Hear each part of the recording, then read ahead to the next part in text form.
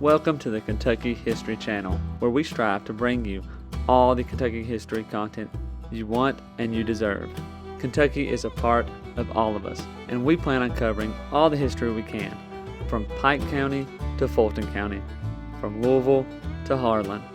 Here on our YouTube channel, you can find many videos dedicated to different events, people, governors, and places in Kentucky. There's something for everybody.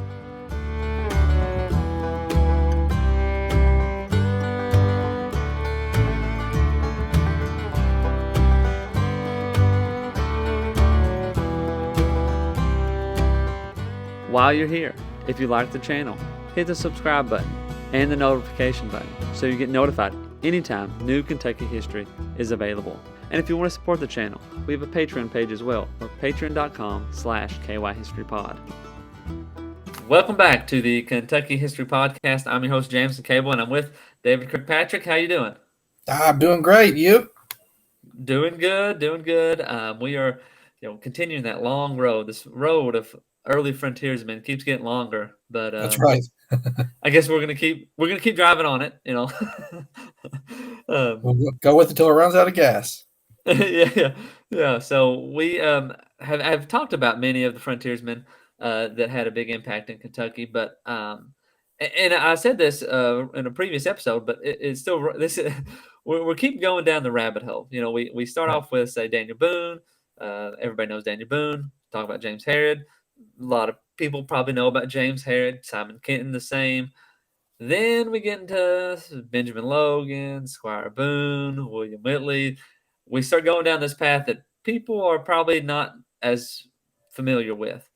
And then we get even further down the path with John Floyd, James Knox. We're getting farther down, and now we're just going to do a completely unknown frontiersman that people we're having to dig at the bottom of the pit to find out information on. So hopefully you'll probably definitely learn something if you don't know about some of these people. Which, again, if you're big time into Kentucky history, but especially frontiersman Kentucky history, you've probably heard of some of these people. They're people who pop up in the books all the time, but you don't really find a book about them. These are light bulb people. These are people you hear the name and the light bulb goes off, and you go, "Oh, that guy," But it's not someone you're going to pull out of facts, off the top of your head about. True. And again, a lot of these stories, a lot of these people kind of parallel. They have a lot of similar aspects and so forth. But that's just to be expected. But there's definitely some different parts, some different connections. Some of these, I have a personal connection to a few of them. Not ancestry wise, but just location and that sort of thing. But you ready to get started with some of these guys? Let's kick it off. All right. Let's get started with Henry Skaggs. One that you can find a lot more about Henry Skaggs if you're looking. There is a book about him. I believe it was written by Darrell Skaggs. Finding it might be a little difficult. I've not been able to get it at any of my local libraries. But there's a whole descendants of Henry Skaggs and those frontiers, the Long Hunter, that you can find.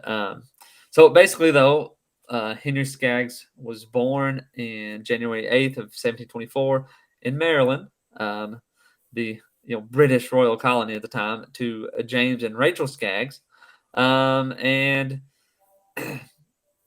he got right into the family business. Basically, they were long hunters. He was a long hunter. Got right into the thick of things.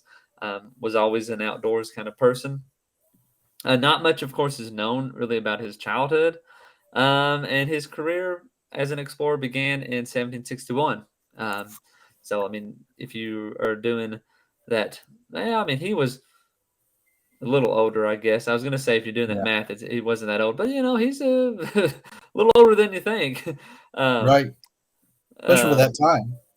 Yeah. He made a trip deep into the Cumberland Territory in 1763, but in 1764, he led his first expedition through the Cumberland Gap. And these early trips to the west are very, of course, interesting, and you always think of Boone, Boone coming and being there and so forth. But Boone wasn't necessarily the first. He wasn't the first by a long shot. There was a lot of people who came, and Boone wasn't the only one. Right. Um, but Skaggs was definitely making these trips into the Cumberland Gap around the same time that a lot of other explorers and long hunters were going. Um, Boone, of course, had the relationship with Richard Henderson, and he recruited Skaggs to join him and to go into the territory and so forth. Um, Skaggs in 1765 explored the Cumberland River as an agent of Henderson and kind of established a station in the present day Goodlettsville, Tennessee. And I don't really know where that's at. I can make a good guess that it's in the eastern part of Tennessee, but I don't really know exactly um, where that would be. Um, Yeah, you've got me on that one too. There's so many of those places that have been renamed or that were smaller, at the time, but I don't know either. yeah. So again, though, Skaggs does a lot of exploring and stuff. He's with a group, and they're exploring around Dix River, which, if you know where Dix River is, it's kind of the Lincoln County, Rockcastle, Rockcastle, Rockcastle County area, and Garrett County as well. Well, yeah, Mercer. Garrett County and It Mercer. That's right. That's meets right. Kentucky and Mercer. That's right. Yeah. Um, it was one of those times that it was out there and they kind of heard a unusual noise, and it actually ended up being Daniel Boone and Squire Boone, who were also hunting in the area. Um, Again, you see those parallels. While on a trip in Rockcastle County, they get to part of the Wilderness Road, and um, the story goes that Henry Skaggs followed a buffalo. He had heard of buffalo, and he crossed the creek and followed this buffalo, and he followed this buffalo for an extended time until I believe he actually got to the Dix River um, in Crab Orchard, and he kind of made this path while he was going, and this became known as Skaggs Trace, and that's kind of one of those personal connections to me. Growing up in Rockcastle, I've heard of Skaggs Trace a lot. Um, but he pretty much marked this trail, and that was it. It got named after him.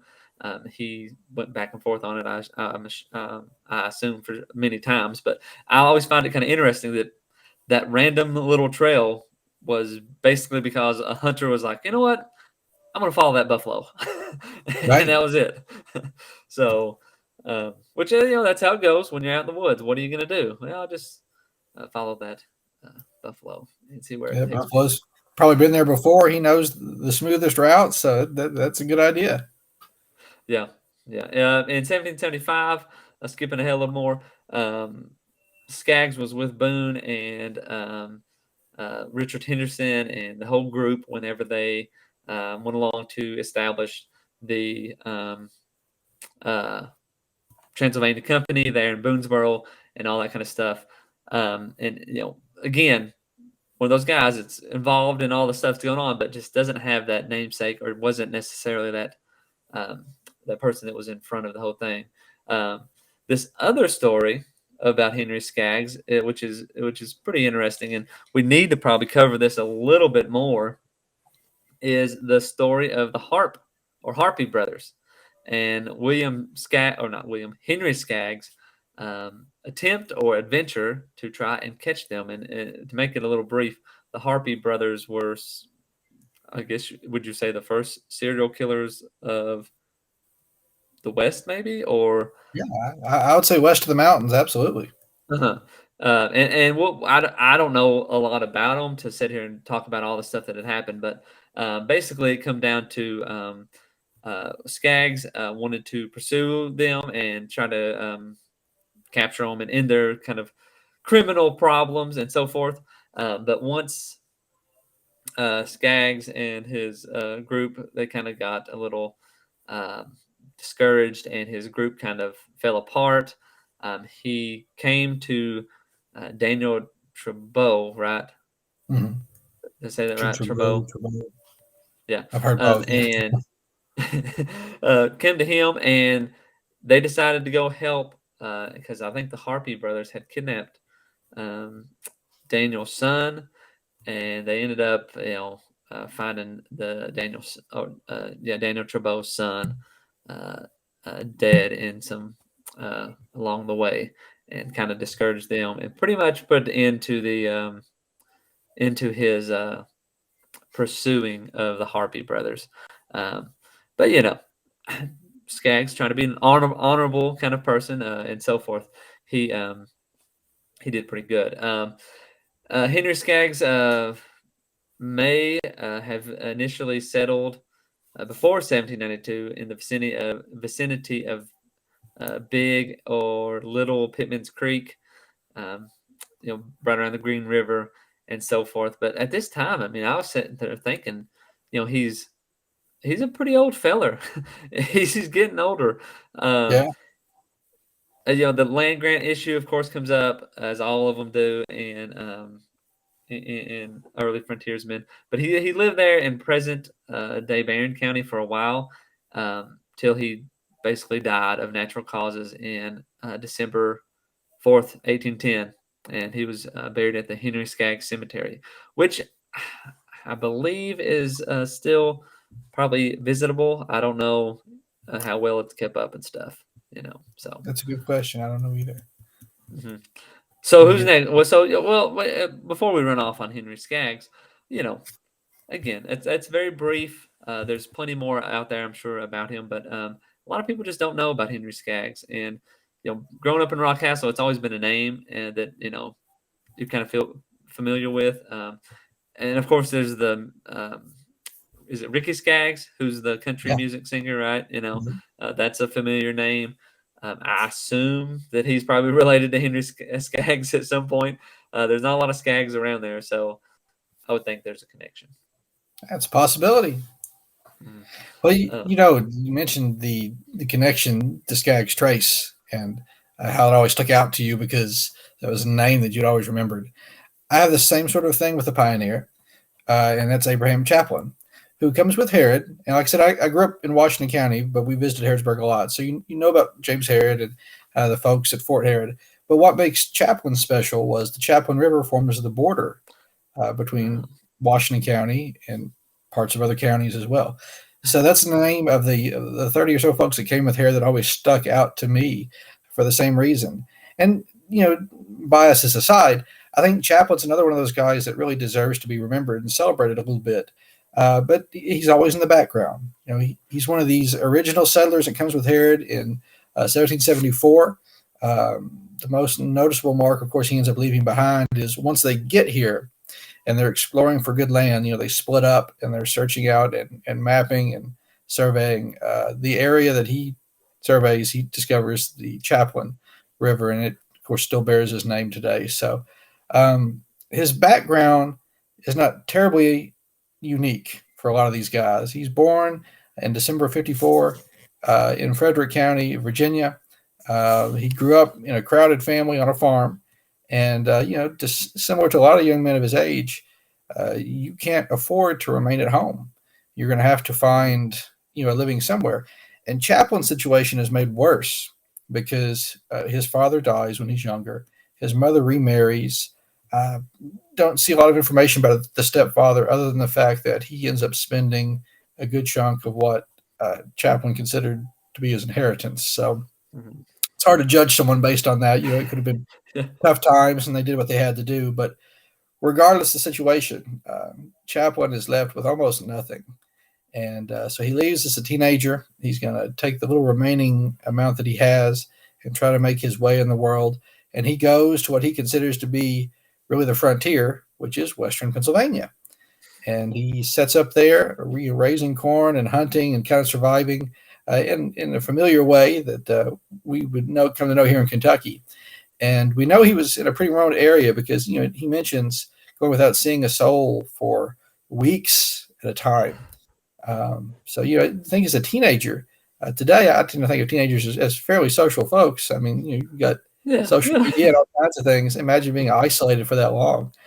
But he does, and he is farming one day when he hears that a man by the name of James Harrod is planning an exhibition to Kentucky, and so he decides to join in. So he's 20, and he's leaving, really for the second time to make his way in the world. But of course, it's a little different. You're floating down the river into what's basically the dark side of the moon, where the never settled. But he makes it. He was present for a lot of things. He was present, obviously, for the first founding of the first settlement in Kentucky in Harrodsburg. But he plays a role in exploring the area. He marches back east to fight in Dunmore's War, which we talked about in an earlier episode. He is not typical in a couple of ways. He's there in Kentucky through 1777, which is the Bloody Sevens, and we talk about all the Hmm. violence and the sieges. And then Chaplin goes back east, and he leaves Kentucky for a period of time. He's actually gone for a few years, but he does come back. He reclaims the land that he had already kind of set out, and his farm flourishes. He ends up having something on the order of 1,400 acres, which is Mm. pretty impressive no matter Yeah. what era of Kentucky history you're in. He goes on to serve with George Rogers Clark in his expedition with the Illinois Regiment. In 1793, he marries and begins his family in Kentucky. So, if you had to pick a quintessential frontiersman, Chaplin was pretty much it. He comes to Mm. Kentucky with nothing, and he ends up risking his life, but those ventures pay off. He begins a new life here. It's difficult. He builds a home, he builds a family, he builds a career in the militia, and he accepts the rigors of raising a family in Kentucky in an undeveloped place, and because of that, he flourishes, and his name Mm. remains with us today. Yeah. Well, very true and very good connection as far as that pattern. You see, he did leave for a few years, but that's okay. John Floyd left a few years as well Right? on a ship, but uh, he did. But very true. Kind of that. Um, well, I just said kind of similar to many, but I don't know him being out in the woods, you know, for Yeah. weeks not seeing people. Yeah, I don't know. There's not as many stories as that. I guess Daniel Boone's fits that. He was out running around for a Right. while by himself. But that is true though. To think to be out there, a teenager, just away Yeah. from 'Cause everybody and not it's seeing sort of a dry anybody. run. He's 20 when they leave in 74. So what age Yeah, he's actually out there, I don't know, but 18 years old, and you yeah, know, yeah. Pretty cool. Pretty good impress or your connection as well. The old Chaplin River and all that. Now this next one, again, probably not heard them. Been around many times. We're going to discuss is Michael Stoner. Um, and reading this, I found this article by James P. Pierce, and and it was a very well written article. I think it was on Varsity Tutor. I think is where I found it at. I mean, But again, doing this kind of same thing, talking about some unknown frontiersmen and stuff. But kind of gave a lot of good information, and so all research credit goes to him. But I'll just kind of go through it and talk. Hit some points that I thought were very interesting when it comes to Michael Stoner. Um, he was born in 1748 in southeastern Pennsylvania, and like a lot of early long hunters and frontiersmen, his family was German immigrants. Well, let me rephrase that. He was born in Pennsylvania, like a lot of the early long hunters and frontiersmen. Was Harrod born in Pennsylvania? yes. Yep. Yes, yeah, yeah. And I should say too, like it seems like a lot of the more Harrod people were born in Pennsylvania, and it seemed like when you get to the Boone side of things, all those guys were North Carolina, Virginia. Carolinians. Yeah. Yeah, yeah, yeah. But anyway, the interesting part about it was he was of German immigrants, and he was a longtime friend of Daniel Boone. Um, the he was like we said, born in Pennsylvania, um, but he was actually his actual name was George Michael Holston, and he later changed his name to Michael Stoner. And you know, when I was reading, I have no idea why he changed his name or anything like that, but that was very interesting. I had no clue about that. But at some point, he changed his name to Michael Stoner, or maybe he just started going by Michael Stoner. And I have one theory, but we'll talk about that here in a minute on why that may have been. But he was born in 1748, like I had said. Um, his parents died when he was younger, probably about 4 or 5, very young. So he was raised with other family members and so forth. He went to be a saddle maker in Hickorytown, which is now Lancaster. But he did not like that, and that did not happen. That profession did not stick. Um, which, when you think about a lot of early frontiersmen, that's just the way it went. Sometimes their family tried to get them to do one thing, and they're born for the Yeah, woods. that's right. Uh, so of course he left the apprenticeship at the age of 16, and he went to Burke County to New River, Virginia, where he met Daniel Boone, and they formed a friendship that pretty much lasted throughout their life. By the late 1760s, he had settled in Castlewood, Virginia.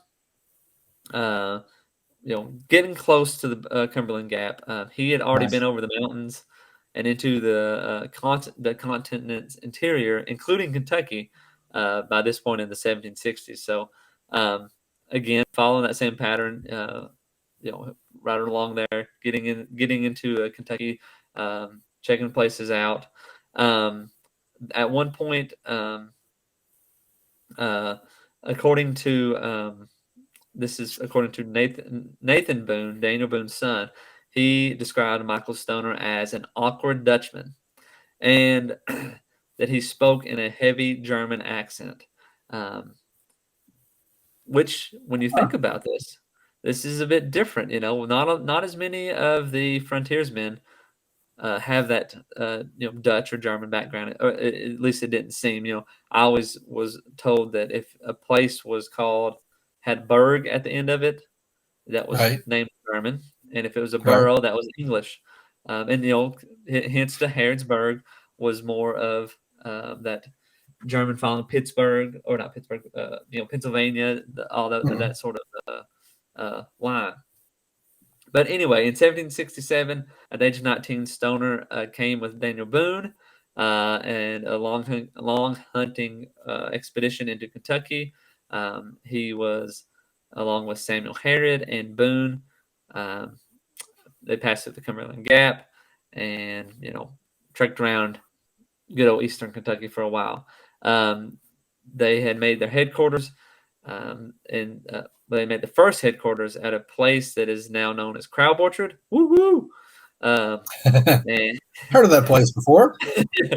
yeah, but then they separated and went on to the Falls of the Ohio. Or Stoner went on to the Falls of the Ohio, and stayed around there for a while, and then came back through.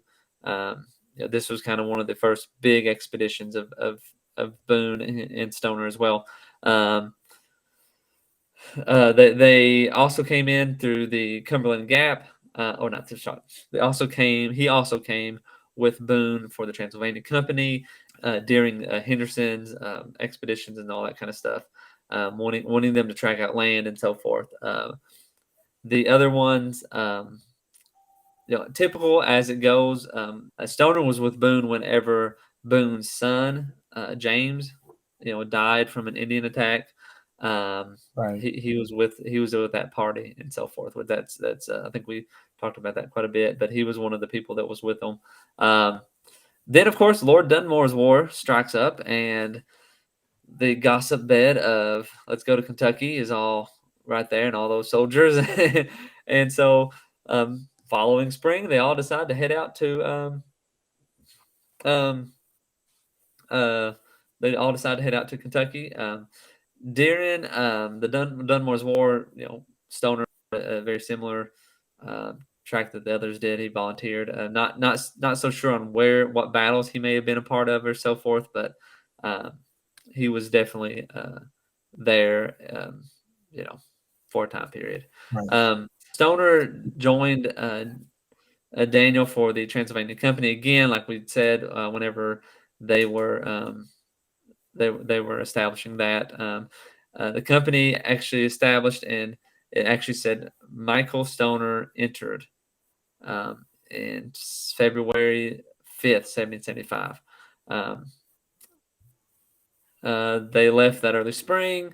Then at the end of the road, they were beginning to create Fort Boonesborough. Stoner stayed on, claimed land, worked as a hunter, was there for a while. And then we get into the sieges. Michael Stoner was there. He was there for most of the time, pretty much most of the time um, Right. that Boonesboro was established. Um, a lot of times with Stoner, when the siege of Boonesboro happened, all those sorts of things, Daniel Boone's captured. He's in the thick of all that. He wasn't captured or anything to that sense, but basically, he was there.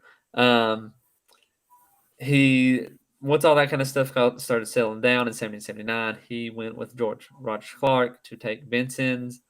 Um, he also went back to North Carolina, and Stoner was caught up in forces leading to the Battle of Kings Mountain, which took place October 12th, 1780, which is a good little connection to Isaac Shelby, who was there um, in leading that battle.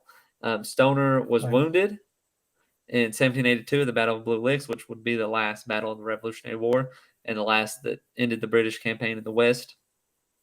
Stoner was wounded pretty early on in the fight and fell from his horse, but he hid in bushes until a few days later when Benjamin Logan was able to show up and kind of rescue with the reinforcements. So there wasn't like really rescuing, I guess, because the battle was over.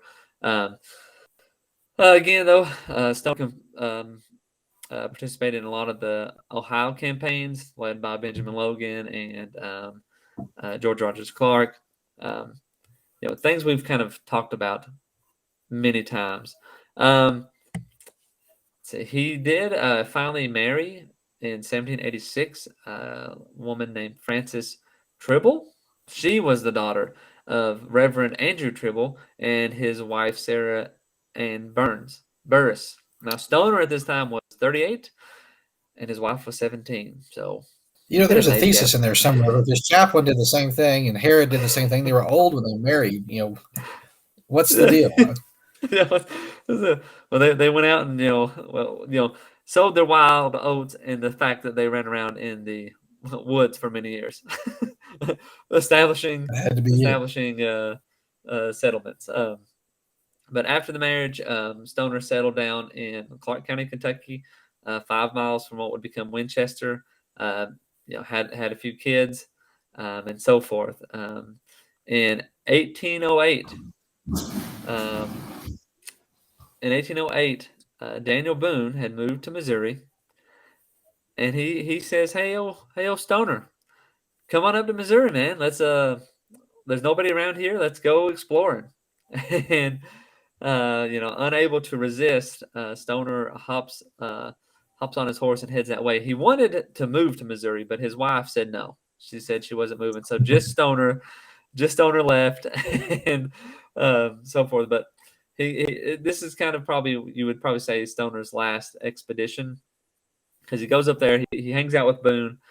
Boone ends up not going on the expedition, and because of I guess just his rheumatism. I assume he had arthritis and all that kind of stuff.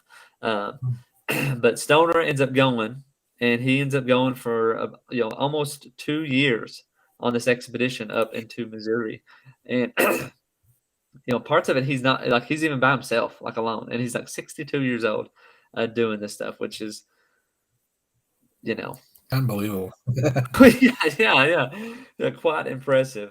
He comes back down the river and visits Boone, but then he returns home, and pretty much that's it. That's his last hunt.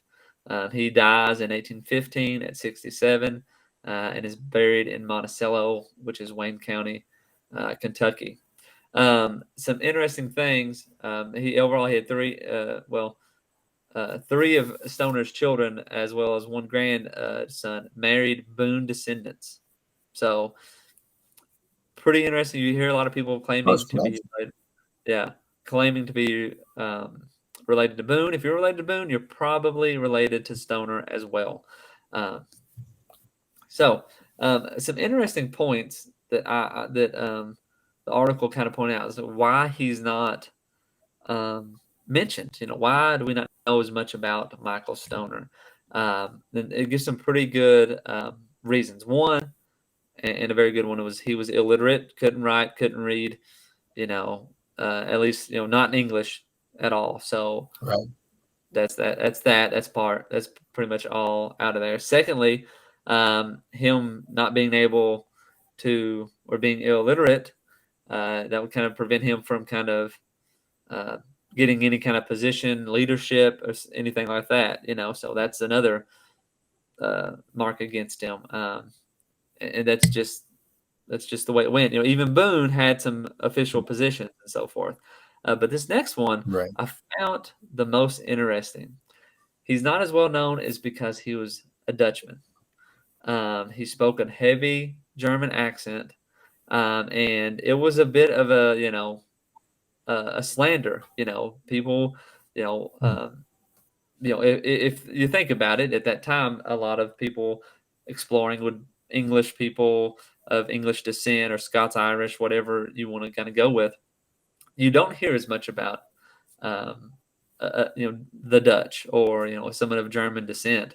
And the writer of the article kind of said that this is part of it. It was that kind of um, uh, you know, negative view of the Dutch, and so people just did not include him in the stories because he was Dutch and so forth, and he had the typical Dutch accent and so forth. So that could be another reason.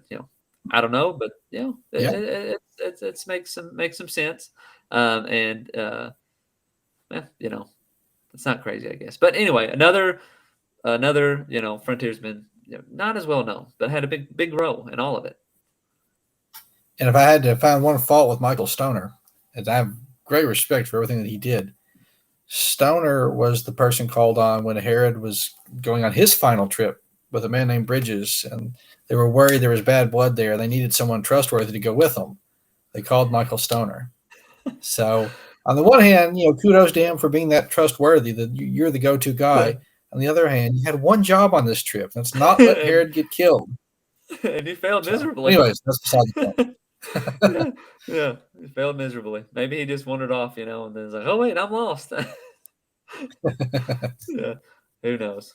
Who knows? We're going to stop right there with our discussion about the early frontiersmen, Henry Skaggs, Abram Chaplin, and Michael Stoner. Some very important historical figures from Kentucky that a lot of people don't realize or know about.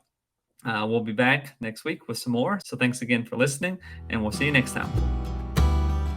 Welcome to the Kentucky History Channel, where we strive to bring you all the Kentucky history content you want and you deserve. Kentucky is a part of all of us, and we plan on covering all the history we can, from Pike County to Fulton County, from Louisville to Harlan.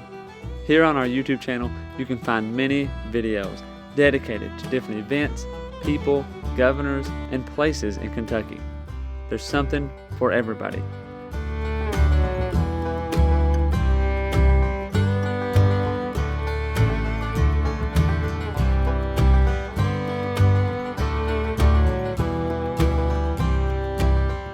While you're here, if you like the channel, hit the subscribe button and the notification button so you get notified anytime new Kentucky history is available. And if you want to support the channel, we have a Patreon page as well, or patreon.com/kyhistorypod. You've probably heard about Daniel Boone, but what about the rest of the frontiersmen who came to Kentucky and settled? That's what we want to bring to the Kentucky History Channel. The stories of the untold, the stories of those forgotten. One thing to expect on our channel is great Kentucky content. Some stories that you've never heard of. The Night Riders, who began in western Kentucky. Bloody Monday, the riots in Louisville.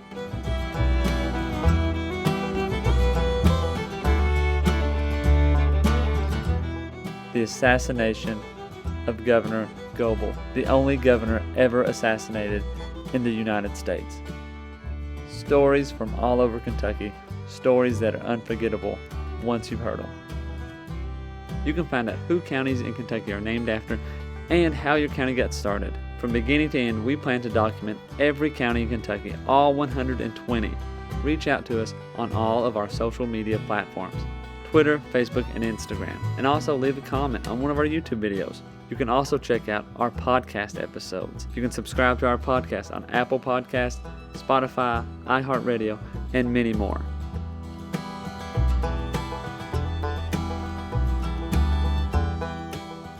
We're always seeking to find more Kentucky history so we can bring it to you, the viewers, the listeners. We want all the stories and all the events from Kentucky's great history to be told and shared everywhere.